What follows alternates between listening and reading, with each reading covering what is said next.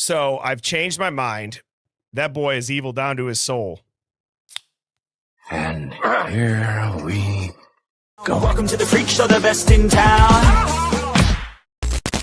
Tonight, I'm going to have to tell you all the truth, the realization that I've felt about this Idaho 4 case. You know, I've fought it for months, but I saw these selfies and they really convinced me. You cannot fake a face that guilty. Forget the DNA, everybody. That selfie, man, that boy is evil down to his soul. Get a look at that smirk. Look at that thumb up. Clearly, that look says it all. Brian Kohberger is guilty as okay? Who cares if the lighting is grainy? It's not bad resolution. That's divine judgment, don't you know? That's the devil shining a spotlight on what real evil looks like, everybody. Can't you tell? Nancy Grace told you that. Ashley Banfield told you that. Chain of custody. Forget about that. Chain of carbs. Ashley Banfield might have something to say about that. She wants to body shame. Ashley, let's see the pictures on your phone that you don't expect people to see, huh? Would you be cool about that? Would you be cool with that?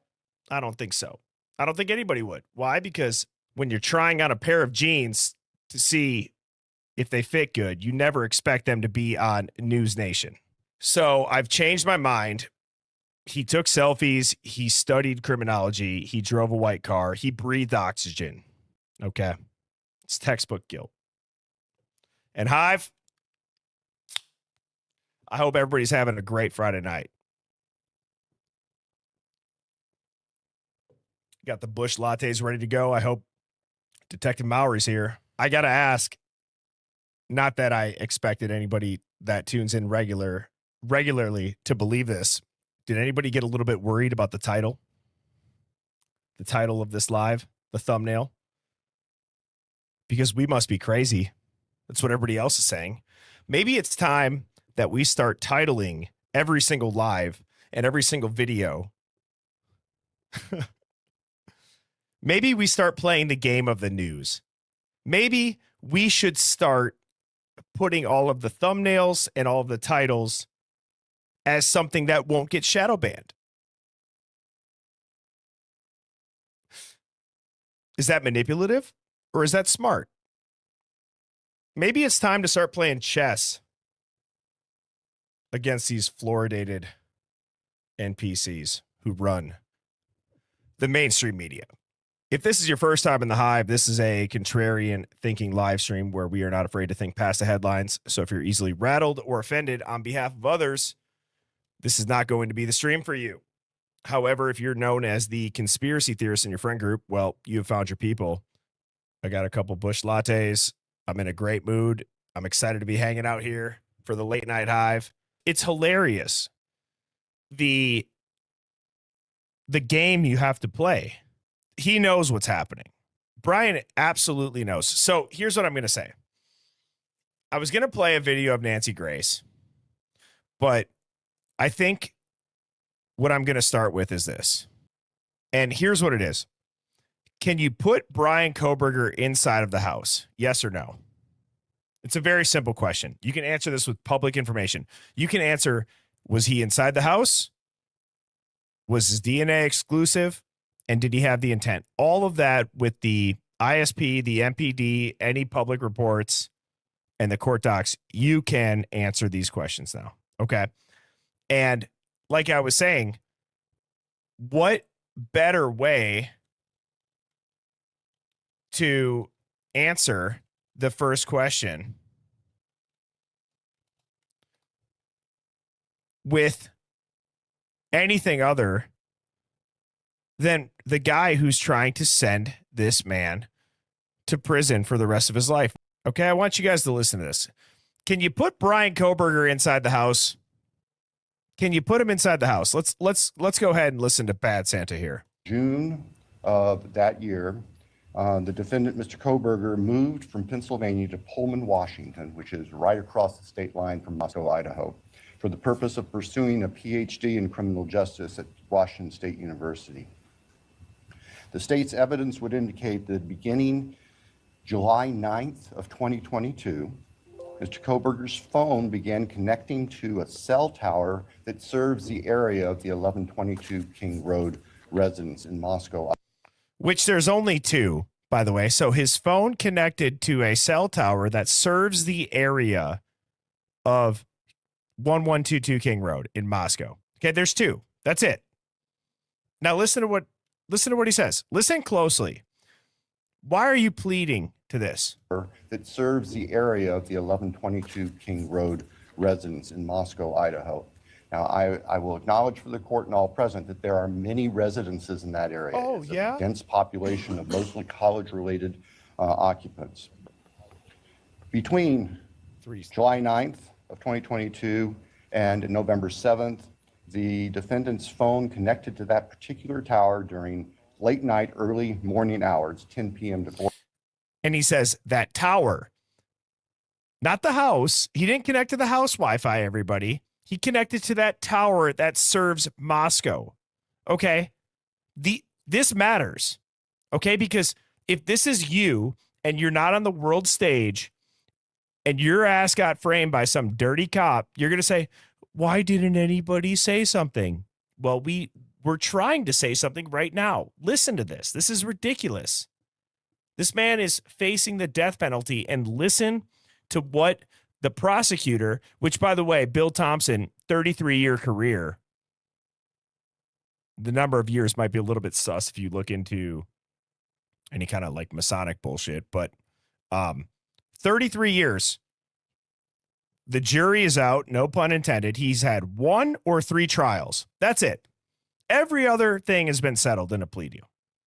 33 years, you've gone to trial 3 effing times at the most. Maybe just 1. Some people say 0. Either way, 3 decades plus, you've gone to less than 3 trials. Give me a break. And then you get in this and the world news, and this is what you say. Listen to this. Turn your volumes up and listen to this. This is crazy. Connected to that particular tower during late night, early morning hours, 10 p.m. to 4 a.m. on approximately 23 times. Now, I will acknowledge also, we do not have evidence that the defendant had direct contact with 1122 or with residents of 1122, but we... If I was Ann Taylor, I would be standing up and I would say, okay, this is off the table. What did you just say? Oh, you don't have evidence that his phone connected to 1122 or any of the residents? Oh, okay. We're going to walk her ass out of here. Actually, you know what? Brian's going to be on a plane back home. You can't even connect him to the house? Give me a break. Guys, I'm not defending Brian Kohberger. Put your own name right there. Put your own name in that seat. Who cares who's sitting right here? Put your name there and tell me if you're going to plead to this. Now, I will acknowledge also, we do not have evidence that the defendant had direct contact with 1122 or with residents of 1122, but we can put his phone in that area on those times. That's like, hey, everybody, I'm on the New York subway. We can put your phone in that area. You're on the back train car, but on the front train car, there's a murder. But you're in the area. What? Are you kidding me? You have to see the big picture. That's exactly right, Robin. Okay, so you guys just heard it. I'm going to play it one more time.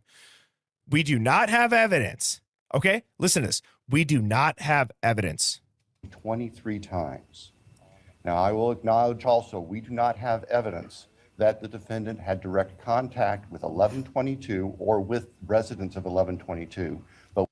And you know that if he did, that shit would have been all over Amazon, all over Dateline. It would have been in the news everywhere.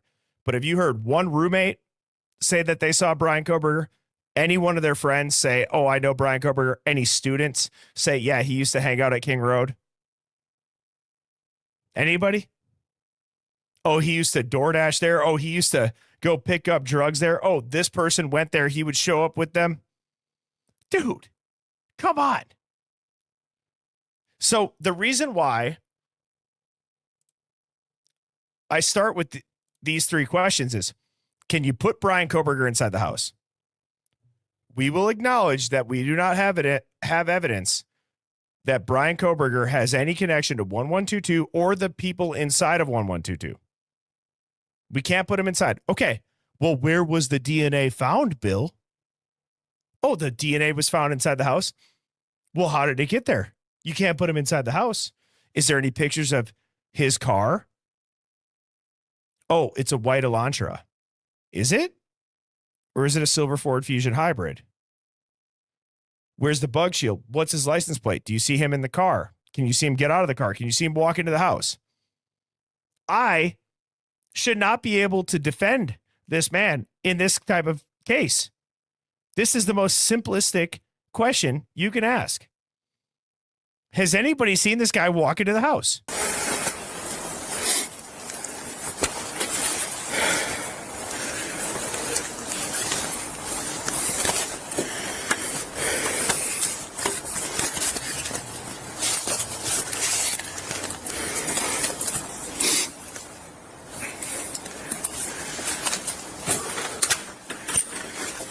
Hi there. Hello. I'm Sergeant Gunderson with the Moscow Police Department. Okay. We're investigating a crime next door. Yeah, I got a vandal alert. Okay. Did you happen to hear anything last night at all? It's actually quieter than usual for a Saturday night. So, Okay. you know, Nothing. usually they have parties over there. But it was kind of quiet last night. Usually Okay. if it didn't. Okay, nothing out of the ordinary. No. Notice anything last night? Out of the ordinary, just, college kids walking in the street. What times about did that all happen? I left for work around You stay. 10, Why is the time blurred somewhere out? between 10:20 and 10:30. Last night. Could you take the door? I think something's burning the stove. I smell it. Yeah. Did you guys what time did you get off work?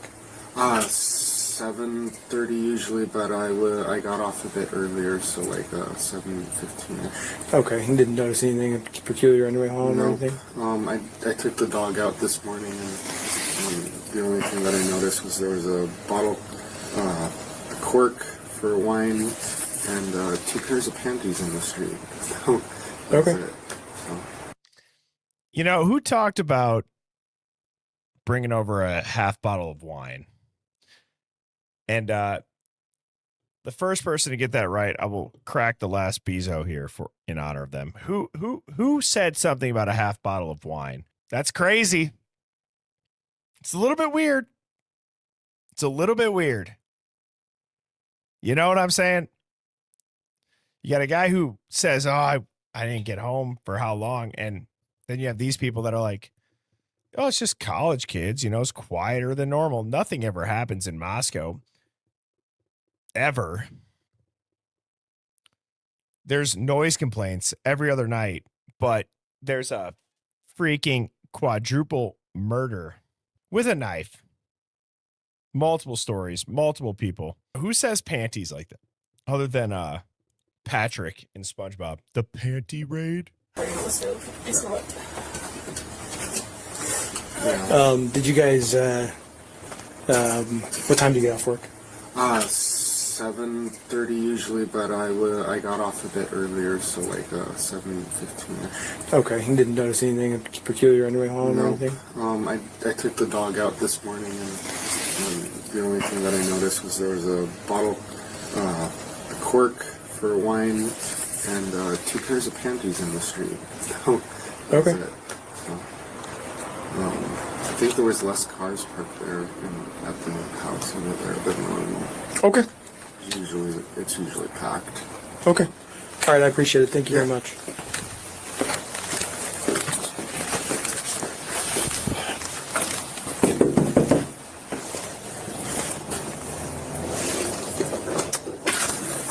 Yes, sir. Can I chat with you for a second? Yeah. Hold on.